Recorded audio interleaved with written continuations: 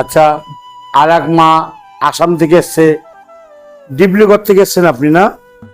ডিব্রুগড় থেকে এসছেন। আপনার জন্য কি একটা রোগ ছিল? হ্যাঁ, আমার অনেক বড় রোগ ছিল, সেটা ছিল মানে নার্ভের সমস্যা। নার্ভের, সেটা আমি জানতাম না, সেটা আমার বাবা বলে দিয়েছিল। আপনার নার্ভের সমস্যা ছিল? হ্যাঁ, অনেক বড় নার্ভের, সেটা আমার জানা ছিল না। আচ্ছা, আর আর কি সমস্যা ছিল আপনার? আর সংসারে অনেক ঝামেলা, অনেক সমস্যা, চারিপাশে শত্রু আর শত্রু, কোনো শান্তি ছিল না, কোনো শান্তি। তারপরে আমার বাবার ভিডিও আমি মোবাইলে দেখি, মোবাইলে দেখার পর বাবার সাথে যোগাযোগ হয়ে বাবা আমাকে বিধান দিল, বলল লোহা দান করতে 1 কুইন্টাল। তারপরে আমি দান করি। তারপরে সেই সমস্যা, বাবা যে বিধানগুলো দিল আমি মেনে চলি, মেনে তারপরে আমার সমস্যার সমাধান হয়ে গেল এবং আমার রোগটাও ভালো হয়ে গেল। বাহ, খুব ভালো। তাহলে এখানে কি করতে এসছেন? আসাম থেকে ডিব্রুগড়, মানে 2 দিন, মোট 2.5 দিন সময় লাগে।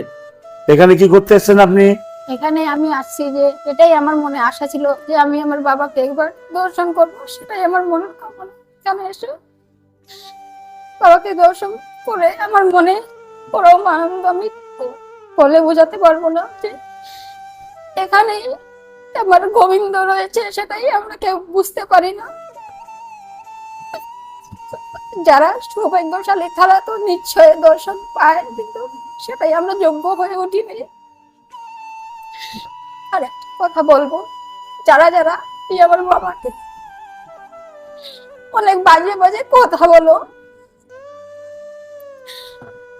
তো বলছোই, কিন্তু বাবার কিচ্ছু হবে না, তোমাদের নিজের সর্বনাশ নিজেই ডেকে আনছো।